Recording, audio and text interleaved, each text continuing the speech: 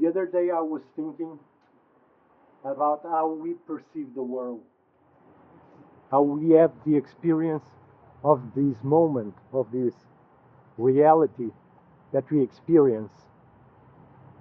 And I was thinking about it because I have been to Varanasi and other places in India, and I was seeing some videos about India. So no matter how you want to spin it, there's an apparent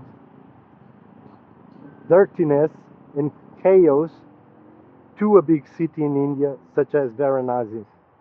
You can walk on the street, you'll see dirt, trash.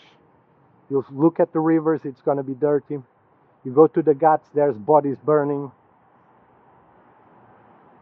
But at the same time,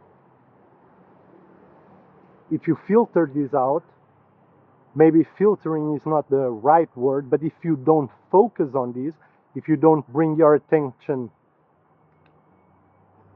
more than it needs to be on these things, the experience that you actually have of the place, of India and of, for instance, Varanasi, will be quite different than what is apparent. And this is quite interesting, I think, because in order for us to experience reality, there's three levels. There's the capture of information that is done by our senses: sight, hearing, taste, touch, smell, all the five senses. This is what captures the reality as it is. Then you have your mind. This is what translates these impulses, this information, into an intelligible experience that you can understand. And then you have your heart, your emotional, your feelings, that also impacts how you experience reality. And I think this understanding these three levels of experience that are necessary to have the experience of your world, the external world around you, is essential. Even if you're not pursuing any sort of spiritual path, even if you're not pursuing any knowledge specific to some doctrine or to some way of life, for your day-to-day life.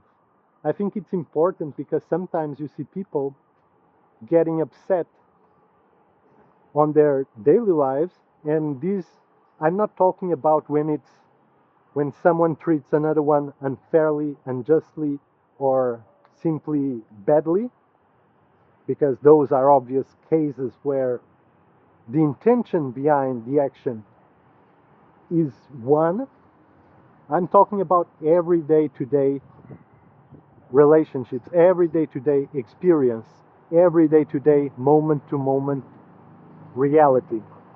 And sometimes people react negatively to things that aren't really or necessarily insulting or injuring, where the intention is none of that, but because of their expectations of how they should be treated, or that they've been wronged or slighted, they focus on this negative aspect.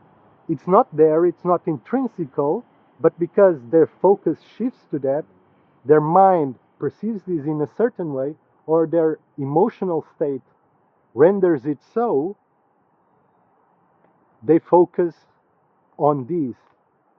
And instead of reacting as if it was a day-to-day occurrence that is not personal, not personally targeted at them to slight them or harm them or take advantage of them, they'll give space to this negativity to grow. Again, I'm not talking about deliberate insults or deliberate injuring.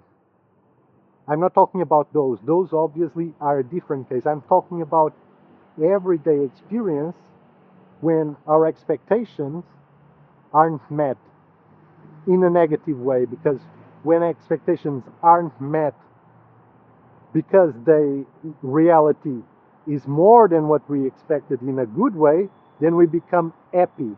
But when they aren't met because they are worse than what we expect or came to expect, then we get the opposite. Instead of happy, we get sad and angry. So understanding these three levels that are required to have the experience of life is a tool that can help you detach and maybe bring a bit of more positivity to your life.